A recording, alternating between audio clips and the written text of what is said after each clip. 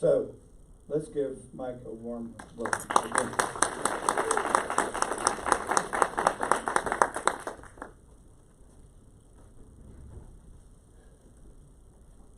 In the beginning there was the Word. Amen.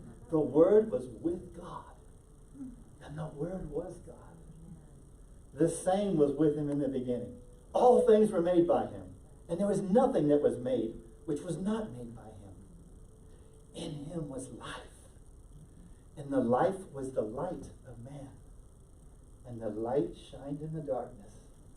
And as one translation says, and the darkness could not put it out. That's right. There is a light in you. Amen. That the darkness cannot put out. That's God right. made it a law. Whenever there is light, the darkness flees. And I'm here to use science, knowledge, and everything God has given me to win as many people to Christ as I can. I'm going to tell you and show and demonstrate to you that God is a real and alive. He's still doing miracles. He's still on the throne. But he's going to do things his way, because when God does something, it always stands. That's right. When we do something, it has a number of days. And so I want to bring some of that evidence to you. I can't even begin to tell you the amazing things that's been happening in my office over the last 25 years. Mike, could you step back so the light can be on you? So There we go. there you go. Yeah. I can't even begin to show you the things or even tell you the things. And I wish I had more time than 45 minutes, but I have 45 minutes. So by God's graces, I'm going to try to go through the science as quick as I can, and there might be some questions afterwards. So I'm going to focus today on a subject called scientific evidence of life after death. And it goes beyond that for the Christian community. Now, when I'm in a medical community, it might have a big influence on the way you practice medicine if you see that there's something more than we can understand. And so, next slide, please. And so we're going to go through an introduction. I'm going to go and talk about some scientific methodology. And then after that, we're going to go through some case studies, and I'm going to give you some conclusions and some evidences. I also could call this miracles in medicine. And I can show you scientific evidence, medical evidence, where people have had diseases that medicine gave up on, and the power of prayer took over. That's right. And so I'm sure you've experienced some of that, but I want to drill it into your minds with evidence. Have you ever been in a situation where you wanted to share the gospel with someone, but you didn't know where to start? But what I found out, this subject of scientific evidence of life after death, anyone can relate to. And so if you can get the evidence, bring it to people, you can start up a conversation, and you can show them the evidence, and you can actually use it as a tool to lead them to Christ. Next slide, please. When I was in medical school and I was going through my training, this is what I saw. Someone was in a severe motor vehicle accident, they're in a coma, and there might even be no brain activity. And then I used to go to this bed of this person, and I used to think, Lord, how do I take care of them? Where are they? I'm a Christian, and I don't understand. Are they here or are they not here? Where are they? And it was a big mystery to me, And so when I took care of such a patient, I did the medical things. I'd listen to their heart, listen to their lungs, and do the things I'm supposed to do. And I just didn't understand where we're going to go with it. I mean, am I supposed to talk to them? Are they consciously here? I mean, there's no evidence that I can give, physical evidence, that they have any idea what's going on. And so, where are they? And so this really bothered me. And then this whole talk could go a completely different direction, but hopefully I'll stay on the subject. But there's something that happened to me during my 4th year as a medical student. God gave me one of these patients, one-on-one. And it was a lady that had suffered from either a severe spell of, I can't remember the details, whether it was meningitis or whether it was a bad case of a bad stroke. And it might have been both going on. But she was decerebrate posturing like this. And then she wouldn't talk, her eyes were closed, and all you would hear was, maybe grunting, nothing else. Eyes were completely shut. You could open the pupils, look at them, run just like nothing was there. So I went into the room, and then I was there again. I said, God, where is she? What do I do, Lord? I want to know. I just want to understand. You made me a scientist in the way I think, but anything that I can understand, I want to understand it so that your truth would be known in this life and this world as well as it is outward, so I can explain and relate to people. I want to know where they're at. And then the Spirit of the Lord told me, treat them like they can carry a conversation with you. And I said, what? I said, okay. So I go in there and say, hey, Mrs. Johnson, how you doing today? No response. I listen to her heart. I'm Dr. Minotti. I'm here to do this and this and that. No response. And I did this every day, just taking notes, just doing things, making notes, taking vital signs, checking how she's doing. No change in the status of her mental status. And every day I did that for 1 month. And then it was my last day and I had to leave. And I said, Lord, I still don't understand what's going on. This doesn't make any sense to me. This lady obviously has a very poor prognosis, but I did what you told me to do. And then the last thing I felt like is I want to pray for her to be healed. So what I did was I stuck my, that was back when you could have a patient private room in just one room, but now they have veils and everything else. But so I had this room, so I opened the door, looked down the hallway to make sure no one was coming. Just being honest with you, right? And I shut the door, and then I went over to her head. It was greasy and kind of slimy and hot. And I said, Lord Jesus, I just pray for healing in your name, that you would just touch her. And Lord, I'm just going to miss being with her, this and that. And so I finished, and I just thank you, Lord. I'm just going to believe in faith. You're going to show me what this is all about. So I was walking out of the room, and pow! I had this vision. And in this vision, I saw a parrot. And it was trapped in a cage. And the parrot couldn't fly, but because it was trapped in a cage, but it was alive. And then I realized that that's what she was like. She couldn't express herself, but she might be really alive. And then I said to myself, I remember these words, wow, Lord, that sounds really interesting, but I almost was saying, how can that be true? Or I wonder if it's true. I mean, am I really hearing from you?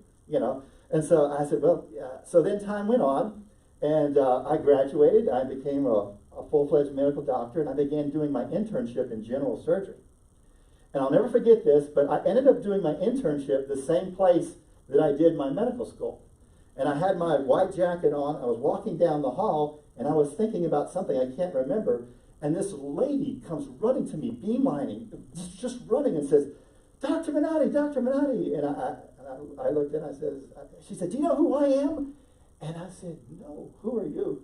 And she says, I'm the lady that you took care of in the medical intensive care unit. And I said, whoa. I said, how did you get better? And she said, no one can figure it out. The doctors can't figure it out. This lady, she's not only carrying a conversation with me, but she's alive and well. And I'm just, she's running. I mean, she's at me. And I'm thinking, my brain's going in all these different places. I'm thinking, how did she even recognize me? She never even had eyes that she could see. How did she know my name? How did she know all these things? And so then I had to answer. I said, what was it like? She said, it was like a bird trapped in a cage. So then, as a doctor, I said, and as a scientist, because I was a research scientist, studying biochemistry, researching into the biochemistry of the science of cancer and coming up with therapies for cancer. And then I went into medicine. So then my mind started going, wow. I said, God, you were so awesome. Tears going down my face. I said, God, that's awesome. Who was going to believe my report? And so, but I'm just telling you the way it was. Yeah. Okay? And so, next slide, please. Okay. But basically, what science tells us, only what they can see. We're made up of a brain, and we have a spine. We have nerves. The nerves from the brain go to the spinal cord. They innervate all the different organs. Next slide, please. I don't want to go too much time on this because we're not going to have enough time to finish everything. But we look at the brain as being everything you are. That's what science does. And so, it's just like a giant computer chip, and your personality, everything has to be coming from the brain because it's the only thing that makes physical sense. So the next slide, please. But the problem with that theory is that it's easy for us to understand that a rat has a real small brain and is not very creative. It doesn't have maybe a consciousness like we know. But it's easier to understand how a rhesus monkey is much more advanced than a rat and has a bigger brain than chimpanzee and everything like that. And so we start following the size of the brain. We look at the human brain and go, wow, look at all these folds in here. Look at all these creases. See, the ability to have an increased cognitive ability is based on these curves and the surface area. The larger the surface area, the easier it is to store information because it's in that surface area where like the computer chip is. And so, wow, that's really cool. But here's a problem. Here comes a bottlenose dolphin. It has 3 lobes. And look at this. It has more curves and more surface area, like 2 or 3 times more than a human brain. So if the brain was everything that we are and our personality and our purpose, then Atlantis is real and dolphins should be ruling the earth. But it's not true. So that way science can't keep pushing this narrative because there's not enough evidence to back it up. So it's still a big mystery trying to figure out the difference between the brain and the mind, or are they the same thing? And so in physical science, we have to assume they're the same. Next slide, please. So how can we use a brain that's physical and with this context explain self-consciousness, free will, imagination, and intuition? Next slide.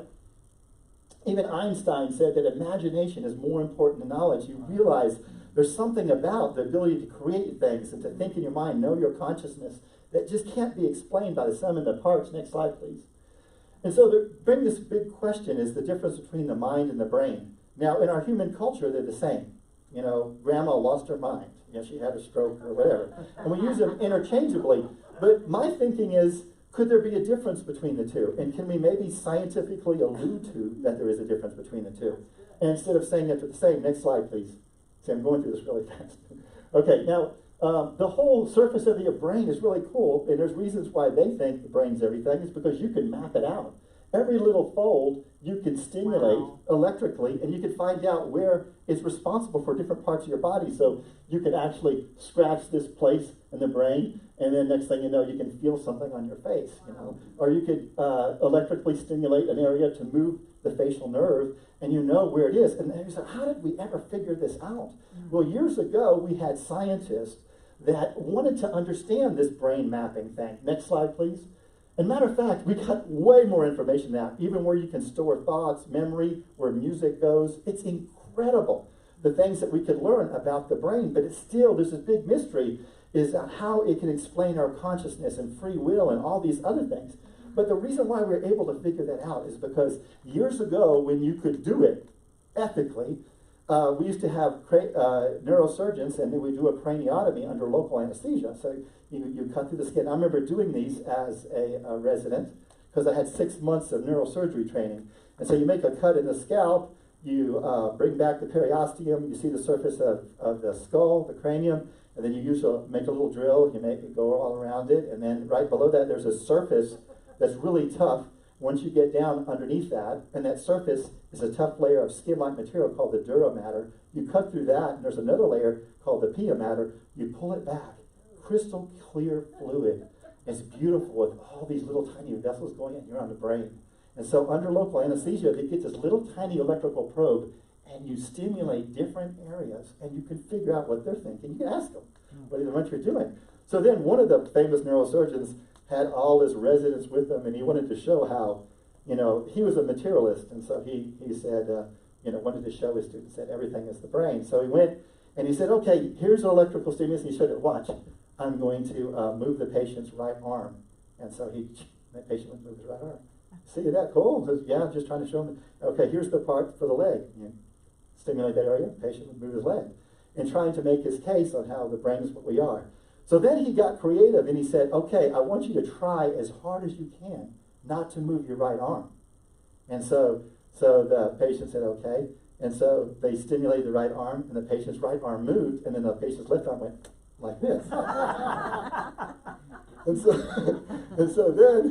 So then they asked the patient, he asked the patient in front of all his residents, he said, did you move your right arm? And the patient said, no, you did. You see? So you didn't crack the case.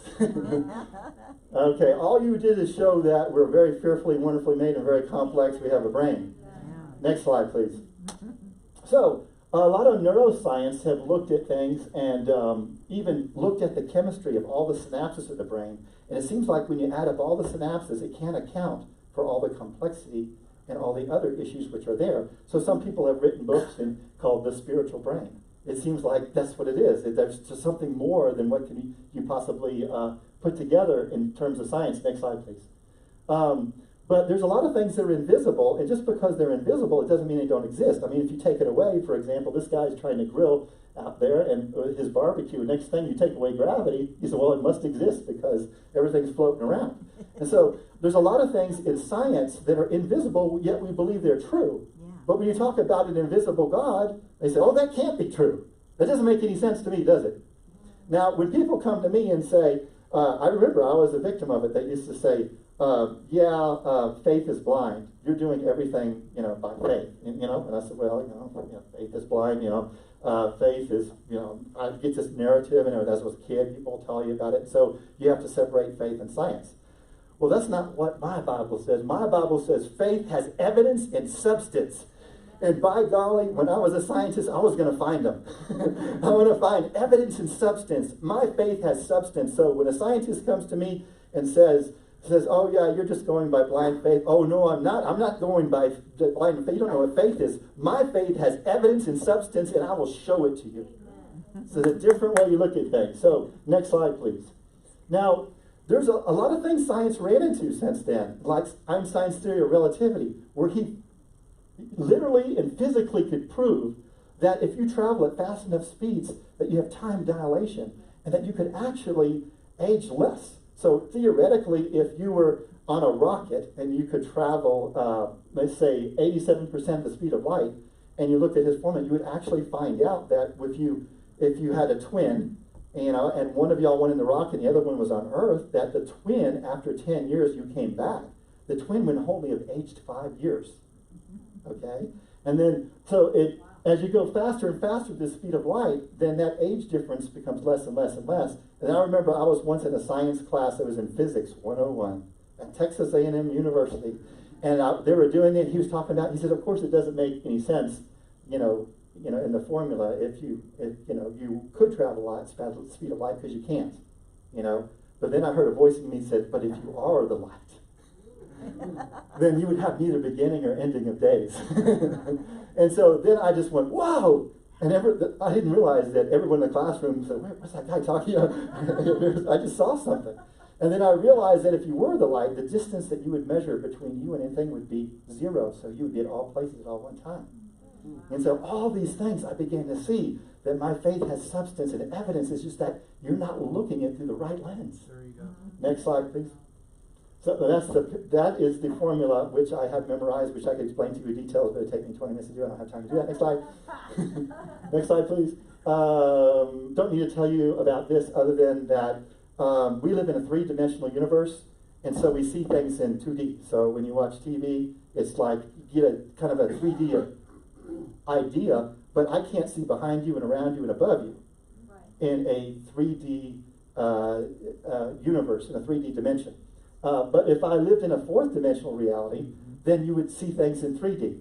Because just like someone that lives in a 3D would see things in 2D, and that's what we do. And so if you lived in a 2D reality, and you lived in flatland and everyone's flat, and you saw someone, they would just be a line, like 1D. See what I'm saying? And so anyway, you go down a dimension. And the reason why I'm going to bring that up with is a lot of my patients that are having clinical death experiences that are going to heaven or leaving this earth see things in 3D. You see it? And they don't know what that's like. They never had it before. Because they live in a 3D reality. He lives in a 4D reality, or maybe even higher, but our experience is completely different. Next slide, please. Kind of go through this. That talks about quantum entanglement. Don't have time to talk about it, but it's really cool. Next slide, please. And next thing I want to talk about is near-death experiences. So as a scientist and as a Christian and trying to figure this all out, I said, okay, Lord, I need to design a scientific experiment what is the vehicle that I can use to do this? What is the vehicle? How can I have a vehicle that can be the transition between this reality and another reality? And if both realities are true, then they're running parallel to one another, but there could be times where they overlap. And if they do, then if one reality is true, the other one's got to be true. And suddenly, bingo, it hit me. Near-death or clinical death experiences. I don't like calling them NDEs because when you do that, it's a misnomer. Because were they dead or were they not dead? You know, and so that's a crazy term. And so in my studies, I say it's a CDE. I call them clinical death experiences because clinically we can measure you're dead or you're not. Your heart is beating or it's not. You know, we can say that you're clinically dead. And so in order to qualify in my study, one of the first things is that you have to die. Now, that's why you can't get people malingering. So there's going to be some purity here because no one volunteers to die, right? And so it doesn't mean I want to filter out those people that have really interesting experience with people who are on their deathbed. And I'm not trying to, or have visions. I'm not saying all that is not real or anything, but it doesn't fit in my scientific model. We have to go with what we have. And so that's why I do that. Next slide, please. There's all different kinds of, there's some people have negative experiences. This guy talks about his journey to hell. I've had patients that went to hell, but believe me, it changes their life when they come back. I haven't had one that didn't change their life, you know. But I could tell you those stories, but I don't have time. Next slide, please.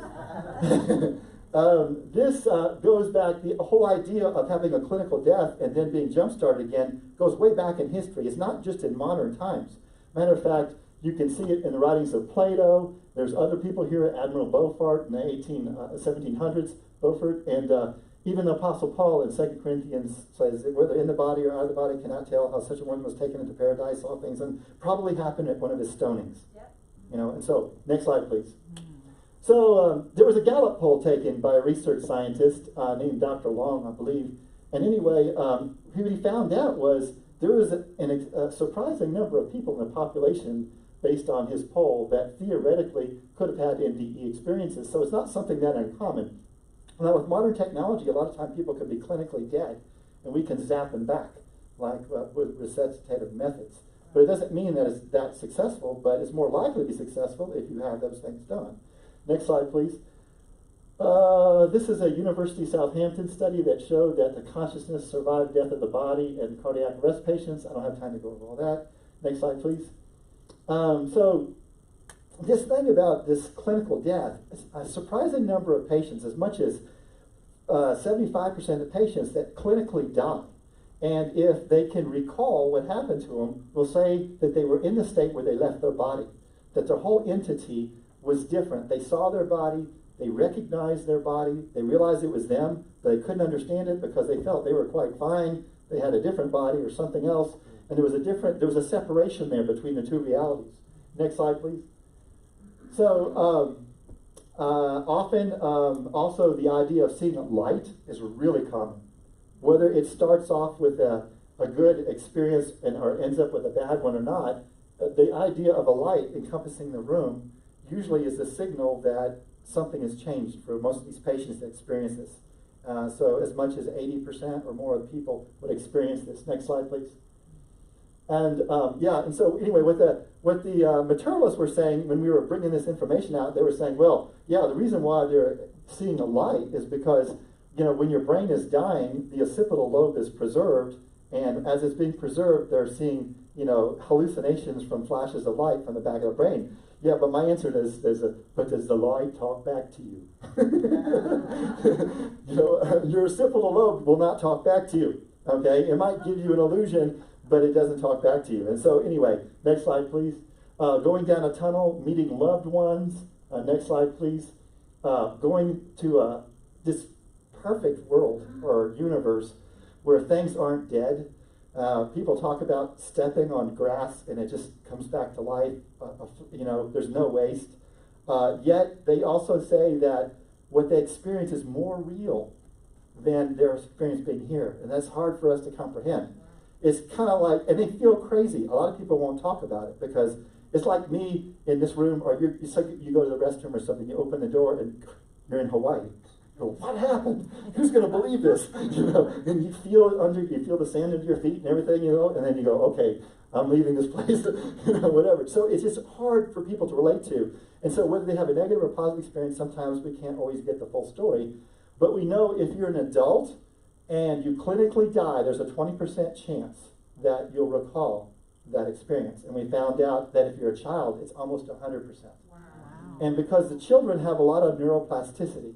And so that's what we found out from our studies is that look at this as the brain being something that's out of this world, immaterial, something you could say spiritual, another entity, and the brain, the mind being that way, and the brain is like a tabernacle of it. So it goes into it. And so in order for the brain to recall what happened in the mind, they have to be in sync with one another. So if the brain is injured from the death experience, then often they can't connect. So that's why we think in children there's such a high incidence of the clinical death experience and being able to bring out the outcome of it. Okay, next slide, please. So how do we as humans decide if something is true or not? Well, let's be practical. We're humans, we live in this world, and how do we determine truth? Well, one of the ways is through judicial review. And so you have a judge, you have a jury, you have a plaintiff attorney, you have a defendant attorney, they bring forth evidence, and at the end of the case, we call that truth to some degree. Okay, I know that can mess up and not work sometimes, but that is one way in our human experience that we determine truth. Another one is through anecdotal methods, which is a lot weaker, and that is, I gave someone this, I saw this, and therefore it's got to be true. But you just do it one time, or you do it several times. But it may not be valid, but it's an anecdotal way of us living our life. Say, I'm not going to go down this road before because I get in trouble. I'm not going to do it again. And so I'm going to go down a different road. Now, someone else might go down that same road and have no problems, but anecdotally, that led you to do that move. Next is a very powerful tool, is cross-referencing. So I want to go to your local hospital here, and I want to do a surgery. And I say, hi, I'm Dr. Minotti. I want to schedule a patient case for you. And they say, sure you are. Prove to me you're Dr. Minotti. And so you need to fill out this application, do this. And what they're going to do is they're going to cross-reference the material that I have in my application with whom I really am. They're going to talk to people that know me. They're going to talk to doctors that did my training. And if everyone tells the same story, then we call that truth. That's cross-reference. It's a very powerful tool. We use it every day. The other one is scientific methodology. Next slide, please. In scientific methodology, we make an observation, and then we come up with a hypothesis to explain that observation. And then after that, we come up, that hypothesis leads to a theory. If it's a good theory, you can test it. If it's a bad theory, you can't test it, et cetera, et cetera. We go over the data. At the end of it, the data should tell us the truth. So how do we prove that the clinical death experiences are real? How do we prove that people aren't dreaming, they're not hallucinating? It's not some kind of unexplained electrochemical reaction, or that they're really not dead at all, So how do we explain this? Well, this is really important because remember, the vehicle for us to be able to see whether to go between the two dimensions is this idea that people die and then they cross over and come back. And so that's the only real vehicle that I have to really show this. So if NDEs or clinical death are real experiences, if we can prove that they are, then God is real, heaven is real, the whole thing is real, okay? And so these are the things we have to prove that aren't happening, okay? So next slide, please. So we spoke about scientific methodology. Next slide, please. So what we're going to do in my criteria is that when I do study, I'm going to prove that someone's not asleep, that they're not intoxicated. If you're not intoxicated and you're not asleep, if you're intoxicated and you are asleep or had a dream, you don't qualify for this study. And like I told you, the third one is you got to die. And so that knocks out a lot of people. And so by really making a study have certain parameters, we can filter out a lot of the things that people would argue against that to try to prove that these cases aren't real. And so, and when I speak of clinical death, we mean cardiac death and or brain death. Okay? Next slide, please. If the studies are true, and we can set up an experiment to really look at clinical death experiences, we would expect that when different people had the experience that there would be some common elements to it. The other thing we would expect is that when people have these experiences, they would say that things made a lot of sense. They followed a very specific order and they seemed very real.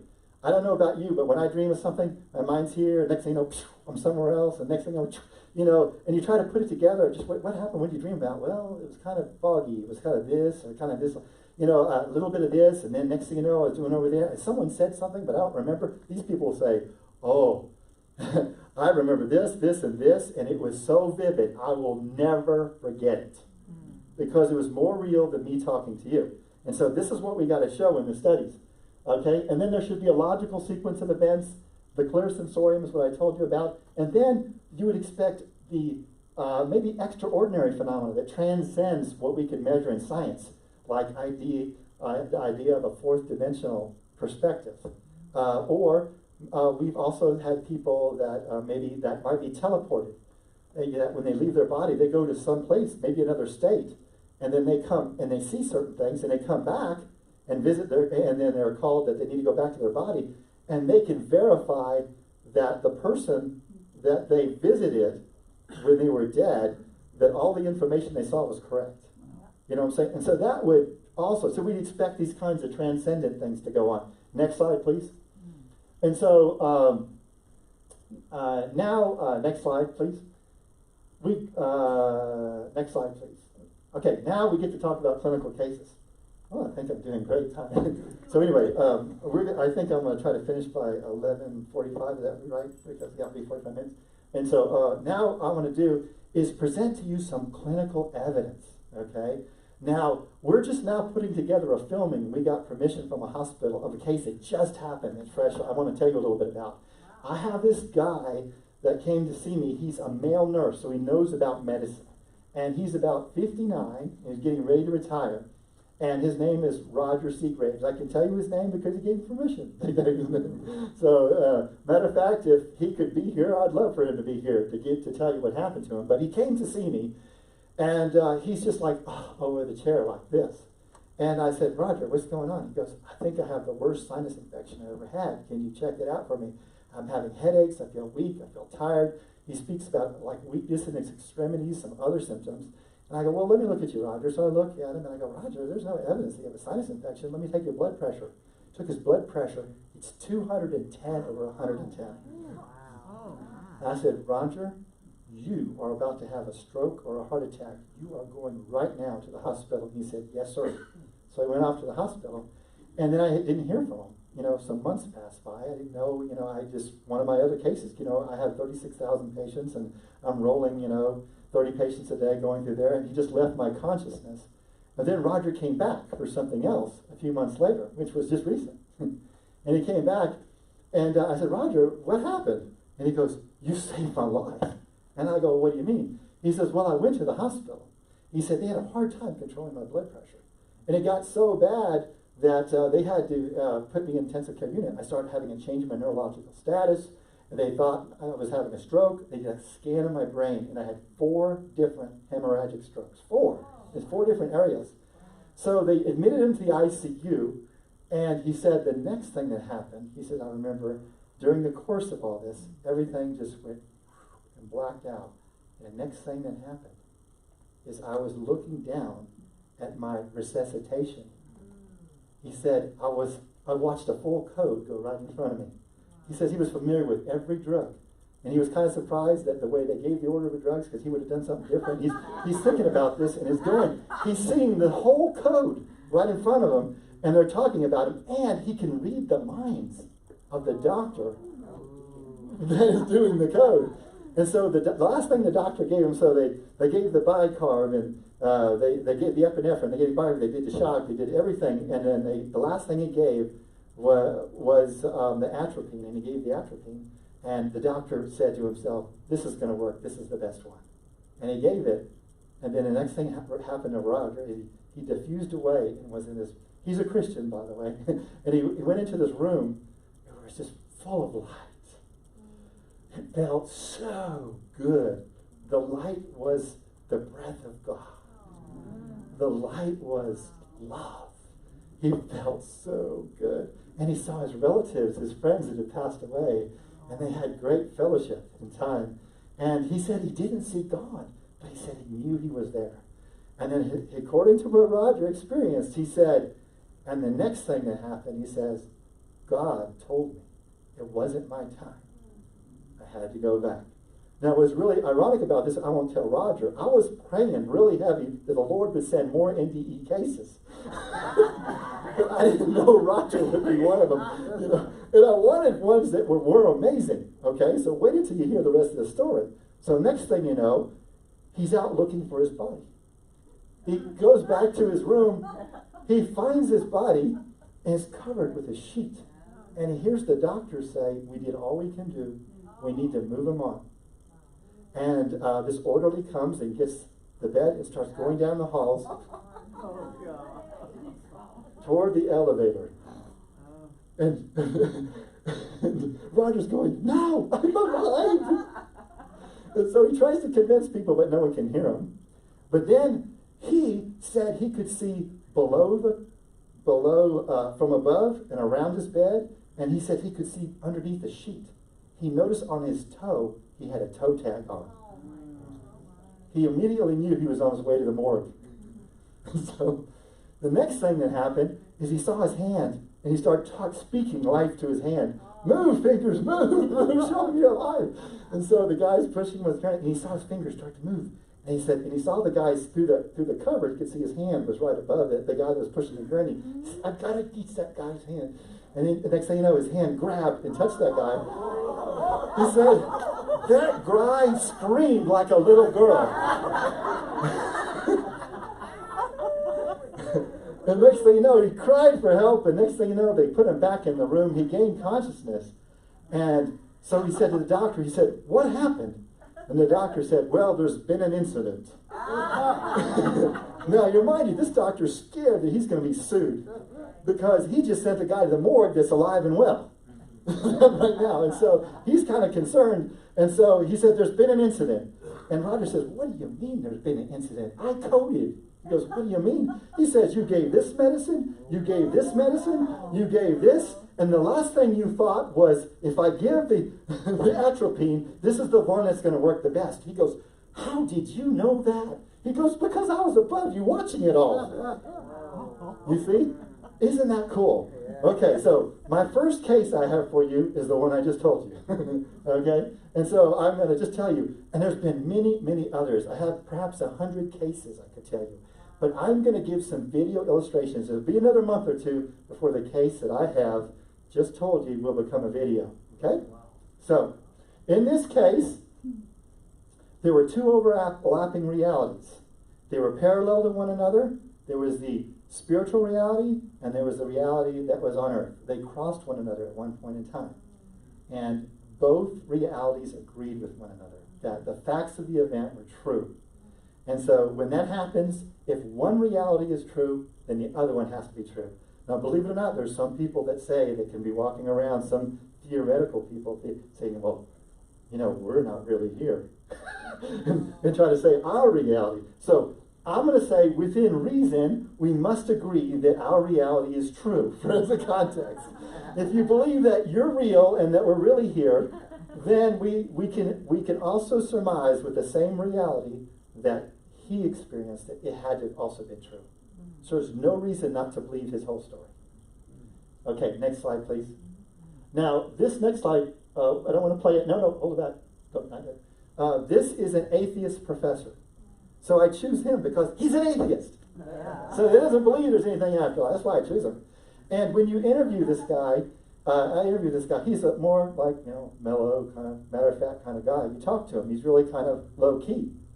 But when he gives his testimony, he just lightens up because of what happened to him. So I'm going to go ahead. I want you to listen to this. Can we get these lights to turn off so we can see this better? Okay. Go ahead and click that button.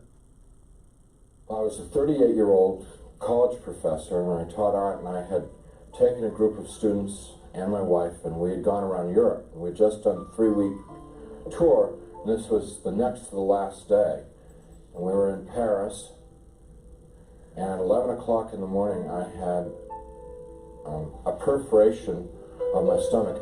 When this happened, the pain was the most acute pain I'd ever experienced in my life, and it just dropped me right down to the ground. And so I'm twisting and kicking and moaning and screaming and yelling around on the floor. And my wife called the desk, and they called an emergency service. A doctor came, and he called an ambulance because he knew what was wrong. And they took me about 8 miles across town to the public hospital, to the General Hospital of Paris, where I was taken into emergency, examined by 2 more doctors who knew exactly what was wrong with me. And then they took me away to the surgery hospital, which was a couple blocks away.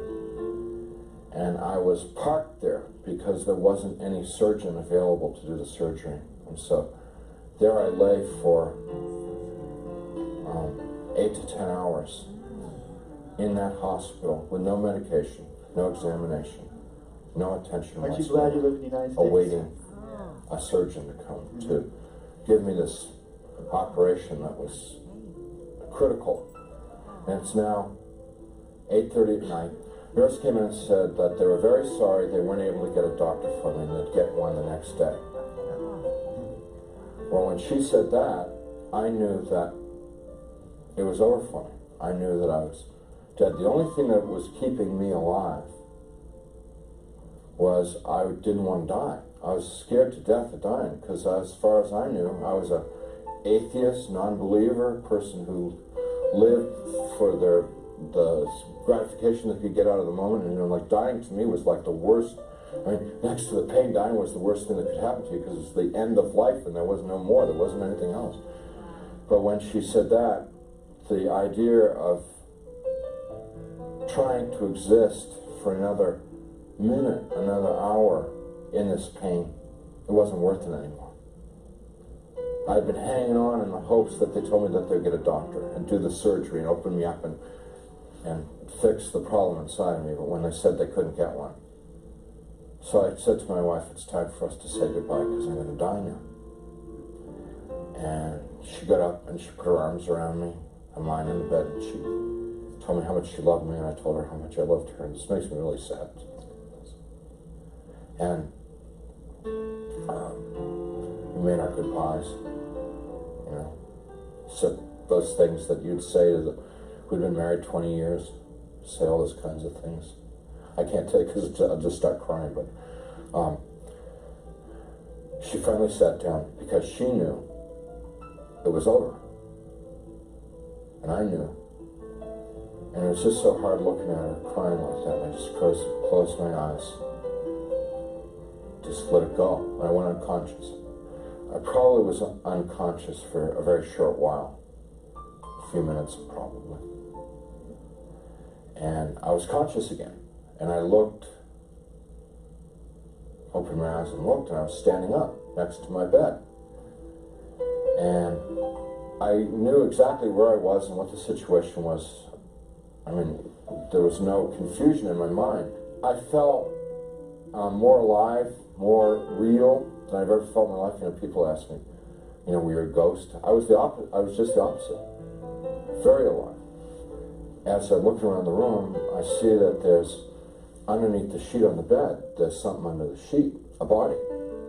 And so I bent over the bed, the head was turned away from me, I looked at the face, and it looked like me. But that wasn't possible because I was standing there, I'm alive, I'm great, you know. I mean, I'm more than great, I'm like, you know. And so I tried to talk to my wife. Can't you hear me? And, Can't you hear me? you know, she couldn't hear me or see me. Not me. But I thought What's going on that she here? just was ignoring me. So I got very angry at her for ignoring me, for not paying attention to me. And I'm screaming and yelling at her, what's going on here? Why is this body in the bed that looks like me, and how did it get there, and stuff like that. And I had a sneaking suspicion that the body in the bed was me. But I didn't want to think about that because that was too scary. So I'm getting really agitated and upset because this is all too weird. You know, this can't be happening. It's impossible. I've got a hospital gown on, and it's like really, everything's really real. I hear people calling me outside the room, and they're saying to me in soft, gentle voices, Howard, you gotta come with us now. Come quickly. Come out here. So I go over to the doorway of the room, And there's people out in the hallway, and the hallway's dank, it's gray. It's not light or dark, it's just gray. And they're all in grayness. And they're men and women. And what they're wearing might possibly be hospital uniforms. And I asked them if they were from the doctor to take me to the operation. And I told them, I said, I'm really sick and I'm going to have an operation and I'm going to die if I don't get this operation. I was supposed to have the operation 8 hours ago, and I'm telling them all this stuff. They're going, we understand. You got to come. Howard, come out here. Howard, come quickly with us. Howard, we've been waiting for you. Waiting. I left the room, which was real, clear, bright, and went into the hallway, which was dank and hazy, and followed these people. We had a very long journey. There's no time, and whenever I make a reference to time, it's just an illusion, because there was no time in this place. But this journey, if I were to recreate it, I'd have to walk like from Nashville to Louisville or something to recreate the walk with these people. And as we walked, they stayed around me and kept moving me on, and it kept getting darker and darker. They were becoming more and more openly hostile to me. First they were sort of syrupy sweet to get me to go with them, and then when I was going on with them, it was like, hurry up, keep moving, shut up, stop asking questions. It started getting more ugly. And so we get into complete darkness. And I'm absolutely terrified. These people are very hostile. I don't know where I am. I said, I'm not going to go with you any further. They said, you're almost there. And we started to fight. I was trying to get away from them. They were pushing and pulling at me. And there are now a lot of them. What originally had been like a handful, now was, since it was darkness, maybe hundreds or thousands. I have no idea. And they're playing with me. Clearly they could have just destroyed me if they wanted to. They didn't want to destroy me. What they wanted to do was they wanted to inflict pain on me, because they derived, pleasure isn't the right word, but they derived satisfaction out of the pain that I experienced. So what they were doing in the beginning part was, it's real hard for me to talk about, and I'm not going to tell you much about it, just a little bit, because it just gets too ugly. But initially they were like tearing and biting, tearing with their fingernails, scratching, gouging, ripping, and then biting. Trying to defend myself, trying to fight them off, trying to get away from them, but it's like being in a beehive. Just hundreds of them all over me. And I eventually was just laying on the ground there, all ripped up, pain everywhere, inside, outside. And even harder to bear than the physical pain was the emotional pain of what had just happened to me.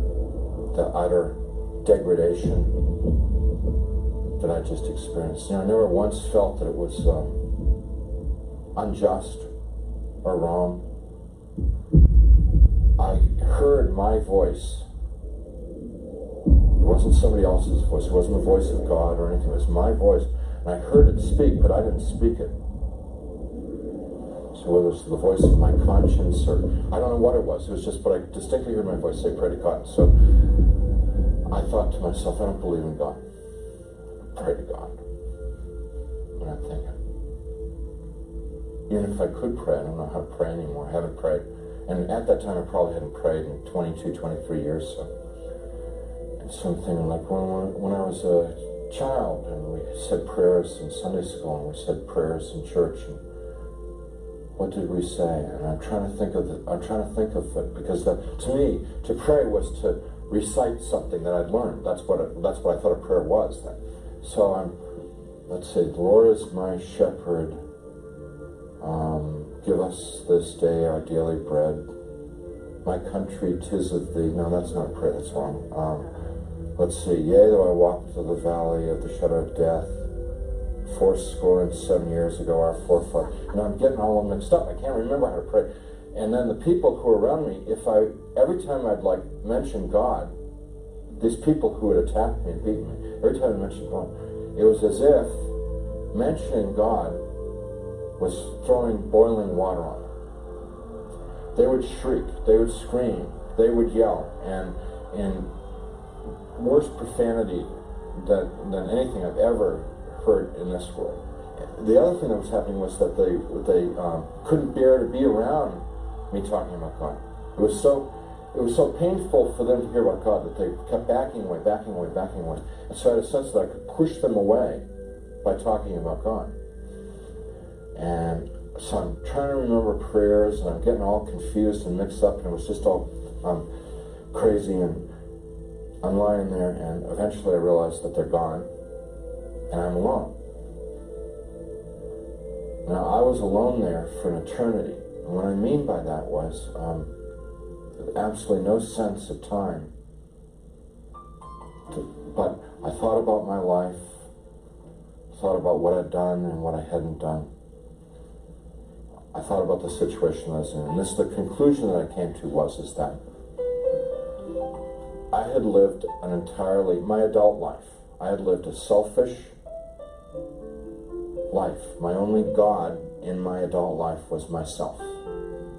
I realized that I was in something terribly, terribly wrong with my life, and that the people that attacked me were the same kind of people that I was. They were not monsters, they weren't demons. They were people who had missed it. The point of being born and being alive in this world. They'd missed it, and they'd lived lives of selfishness and cruelty. And now we're in a world where there was nothing else. There was nothing but selfishness and cruelty, and they were doomed to inflict that upon each other and upon themselves, probably forever and ever and ever and ever, without end. And now I was a part of it. And it seemed like, although I didn't want to be there, it seemed like probably the right place for me to be. There was a sense of like, this is what I deserve, because this is what I lived. You can't imagine how emotionally painful that was. And I'm lying there for time without end, thinking about my fate. And in the back of my mind comes up an image of myself as a child, sitting in a Sunday school classroom, singing "Jesus Loves Me." You're in my mind.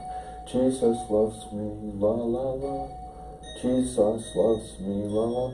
And as I recalled myself singing it and I could hear myself as a child singing it. More important than anything else was that I could feel it in my heart that there was a time in my life when I was young and innocent, when I believed in something good, when I believed in something other than myself, when I believed in someone who was all good, all powerful, who really, really cared about me. And I knew that I wanted that back, that which I had lost, that I'd thrown away, that I'd betrayed. I wanted that back. That I didn't know Jesus, but I wanted to know Jesus. I didn't know his love, but I wanted to know his love. I didn't know if he was real, but I wanted him to be real. You know, I mean, this was all just because I trusted that there was a time in my life that I had believed in something, and that I knew I had known once as a child that it was true, and I wanted to trust that it was true. So I called out to the darkness, "Jesus, please save me." And he came. He came. First there was a tiny little speck of light in the darkness, and very rapidly got bright. And the light became so bright that if it were in this world, it would have consumed me. It just would have fried me to a crisp. But it wasn't at all hot or dangerous there. The light just came upon me, and he reached down. He was in this light, and he reached down out of this light and gently started to pick me up. And in his light, I could see that I was gore and filth and wounds all over. And I looked like roadkill. And he's gently putting his hands underneath me and very tenderly picking me up. And as he's touching me, everything just goes away. All the wounds, all the pain, all the dirt, it just kind of like evaporated away. And I'm like whole and healed. And inside, just filled with his love, which I wish I could be more articulate about. It's so frustrating not being able to tell people about it, because it's the best thing that ever happened to me in my life. I mean, it's like it's the everything. It's the all of life is to know that love. And I get to it and I just can't describe it. I can't convey it to you. So he's holding me and embracing me, rubbing my back, like a father would his son, like a mother would her daughter, just gently rubbing my back. And I'm bawling like a baby, out of happiness. I mean, like the release, having been lost and now been found, having been dead and now brought back to life, and he's carrying me out of there. Up, we just go. Out, go on. And we're moving towards a world of light, and I began to have thoughts of tremendous shame that I've been so bad.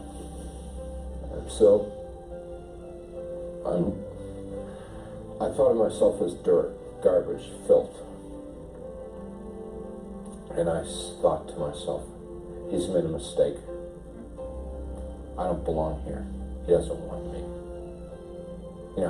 It's like the shame of, like, how could he care about me? Why me? I'm bad. And we stopped. We weren't in hell, we weren't in heaven. We were in between. And we stopped, and he said, we don't make mistakes. You belong here. And we began to converse, and he was talking and telling me things, and he brought over some angels, and we went over my life from beginning to end. And what they wanted to show me in my life was what I had done right and what I had done wrong. And without going through my whole life story, it was real simple, real simple. When I had been a loving, kind person, considerate of other people, it made the angels happy, it made Jesus happy, and they let me know that it made God happy. And when I had been selfish and manipulative, it made the angels unhappy, it made Jesus unhappy, and they let me know that it made God unhappy.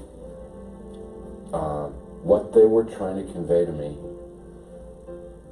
in a nutshell, was my whole purpose of my existence had been to love God, love my neighbor as myself. That's why I had been created.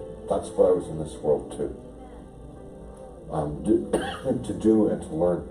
And I had failed. They told me that I had to come back to this world. And I got real upset because I wanted to go to heaven. What they told me about heaven, it's like the most fun, most interesting, it's the most wonderful place.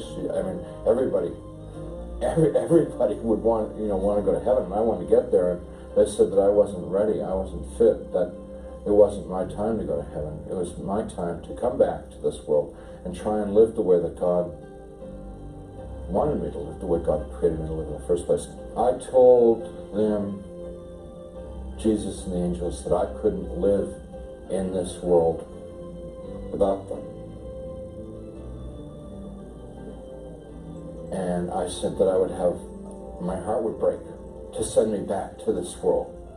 Because they'd be there and I'd be here. And they said to me, you don't get it? You don't get it?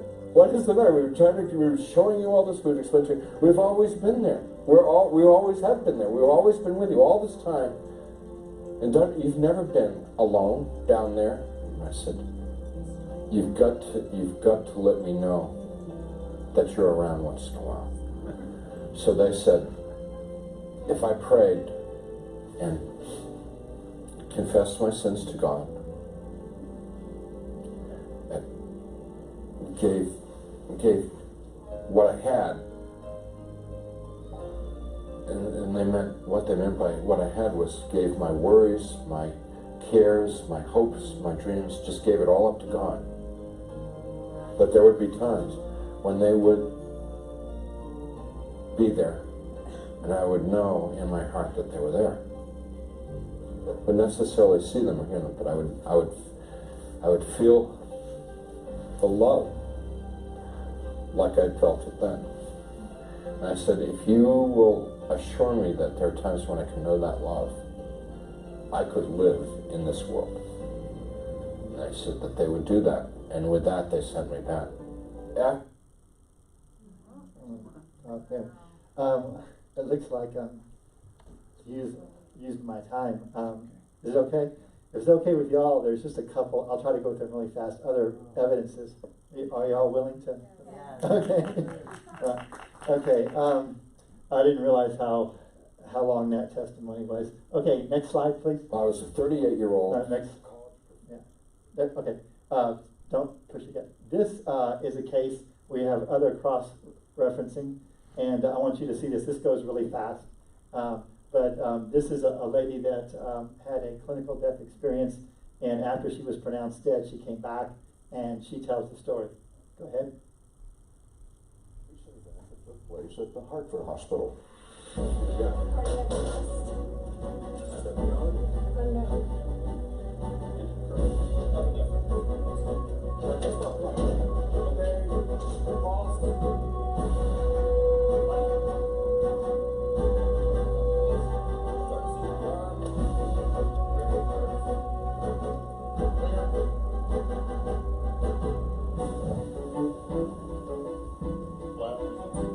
In spite of heroic efforts, eventually even the best physicians are forced to just give up. But in this particular instance, the patient apparently didn't. According to all medical and physical science, what happened in this particular emergency room was, well, impossible. He's writing the time of death down.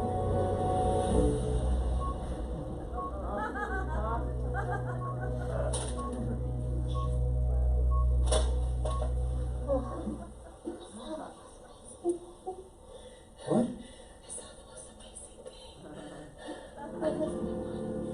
The woman told the doctor she had left her body entirely while those in the room had been working to revive her.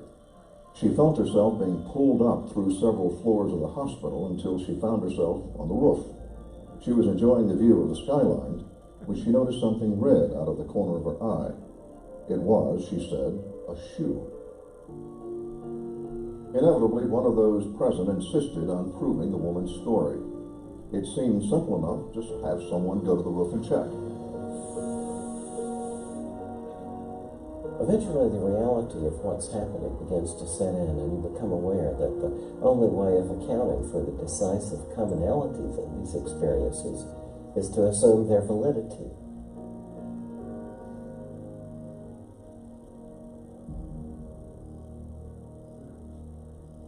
That's the shoe. That's the red shoe. Okay. So these are the things I keep seeing, is these cross-referencing. And these are the tools that I use to show people that there's two different realities and they overlap. The other one's got to be true. And especially with modern physics, also looking at the other idea of multiple dimensions and multiple universes. Why is it so hard to believe that there's another reality that's real, that is beyond the death of our body? Next slide, please. I'm going to make this fast by just telling you what happens. This is a case of Pam Reynolds. She's a lady that was a musician, and she went to Atlanta University, where they diagnosed she had a big aneurysm at the back of her brain. And the aneurysm was so big that you couldn't operate on it, because if you did, it would burst and you'd die. Getting to it, you'd have to separate the two areas of the brain. And so she was told that, just make your life ready to go. And she had a family, she had kids. And but there was a new surgeon in neurosurgery at the Virological Institute in Phoenix, Arizona, that was trying this new type of anesthesia where they freeze your blood down to 12 degrees Celsius and they stop your heart. And when they stop your heart for 30 minutes, because your heart is really cold, that you could jumpstart it later and then try to bring you back. But during that time, there'd be no circulation, and you could get to areas of the brain you otherwise couldn't get to. And so she was fully, she was clinically dead, and they had not only electroencephalogram monitors on her showing that there was no brain activity clinically, but she also had brainstem activity that was being monitored through little clicking devices at her ear, showing that there's no way she could hear anything. And so she elected to have it done because she was dead and she would be willing to do something. So she did it for her family. She went under the operation, and then once she was clinically dead, she popped out of her body and watched her operation. Wow. She could tell the details of the instruments the surgeon used, how the saws looked like socket sets, and all this fantastic detail. Then she went to a heavenly place where she got to meet her cousin that taught her how to play the guitar. And he told her that her time was not yet, that she had to go back. And she said she didn't want to go back. And he told her, you have children to take care of. She goes, they'll do just fine. I like to hear. Which is usually the case. And then after that, her cousin or uncle took her to the body and said, you got to go in. He said, well, how do you do it? And she said, how do you do it? He said, well, just jump in. And she said, well, I don't want to. That thing was bad. And he pushed her, is what she said. She said it's taken her a while to forgive him, but she came back, she survived, and she told the neurosurgeon everything, and he was completely blown away. So anyway, that's a long story short of that. Next slide. I love this case the most. We're going to go ahead and just do this one because real quick, and I'll kind of end with that, if it's okay with y'all. This is showing different evidences. So one of the arguments is that, of course, that people are dreaming, or the other one was that people, their brains being jump-started, like turning a computer on and off. And so they're having their experience before their brain dead, or when they're coming back. And they're not having it while they're brain dead. Well, that last experiment, when that last actually showed it happened during the time. And so that's what was cool about that, because she was being fully monitored the whole thing. In this case, it goes even beyond any kind of theory that some kind of electrical chemical event was. Suppose this. Let's look at this as an experiment. You were born blind. You don't know what light is. You don't know anything what it's like to see. So your part of your brain and your visual cortex has no idea, has never been fed any information what it's like to see or process visual information. So what would happen if someone had a NDE experience and they were born blind? Would they see? Would they go to another place? Well, as a scientist, if you're looking at it, you'd say, well, they would go based on what their dreams are like. And their dreams would be like, you feel things, and you taste things, you can touch things. And so you ask her, what is it like when you dream? And she says, well, everything's black. And she said, you ask her, what was it like to not see? Is everything black? She said, I don't know what black means.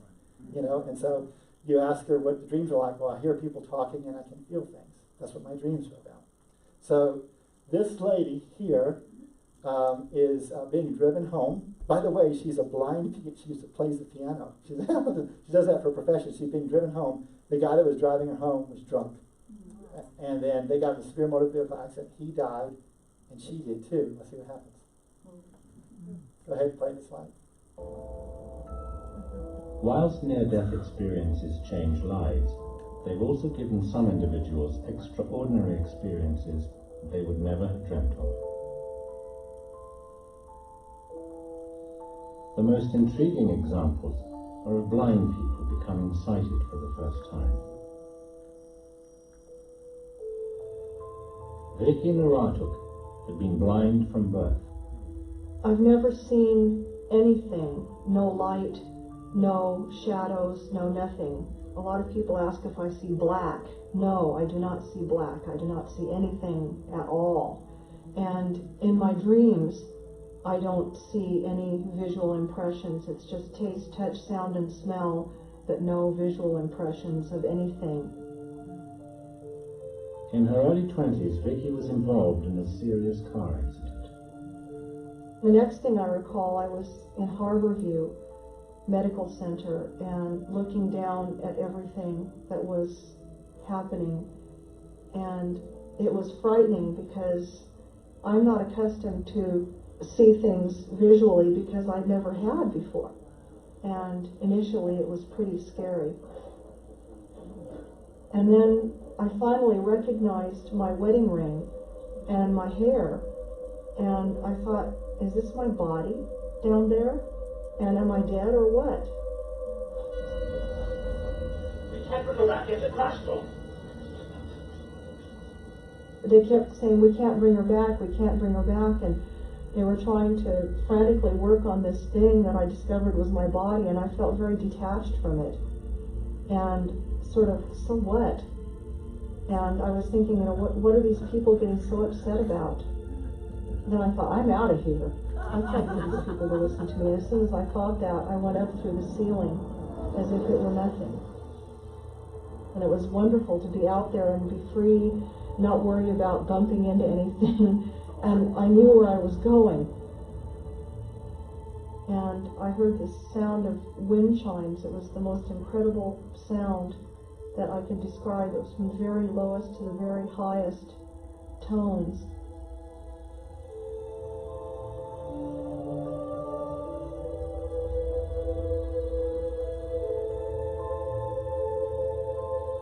As I was approaching this area, there were trees and there were birds and quite a few people, but they were all like made out of light.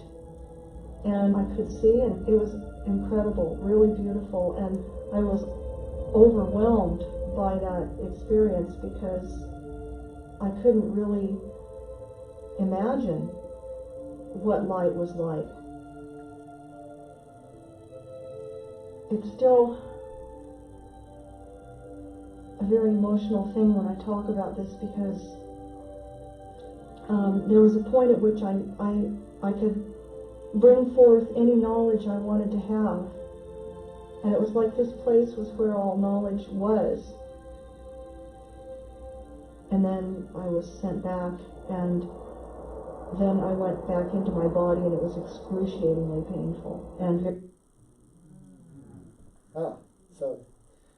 this is another classic example. There's no way that can explain the idea of some kind of electrochemical response being in the cortex of your brain. It doesn't make sense. And so when I asked some, scientists about it that are materialists, someone would say, well, that's interesting, I just don't understand it. And other people would say, well, that didn't happen, but it did happen.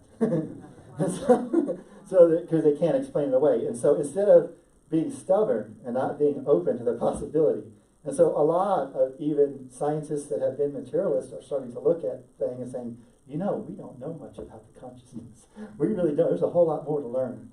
And so you've seen with your eyes, you've heard, but I've told you, this stuff is real. And I had one patient that had died 5 times. They had 5 NDE experiences, 5. And you ask them what death is like, and you know what they say? They said, death is a joke. If you're a Christian. Death is a joke. He says it's just like walking from one veil to another. It's just beautiful. And on the other side. And so they experience, people tell me that the heavenly experiences, the body that you have is not limited to memorizing things. the knowledge is phenomenal. There's one lady that was really bad at mathematics, and she was always made fun of because she was bad at math. But she said when she was over there, she understood calculus, she understood all this other stuff, and she goes, "No, I'm back here again. I feel like an idiot again." You know, vision is like HD. I mean, you can't put it on here on this kind of thing. That everything's kind of blurry there, but the vision is like HD TV on steroids. It's the worst. It's like an eagle's eye. You can call for something far in front of you and just look at it. And then the being in the presence, those that have been in the presence of Jesus, it's, being in the presence of a master. There's nothing like it.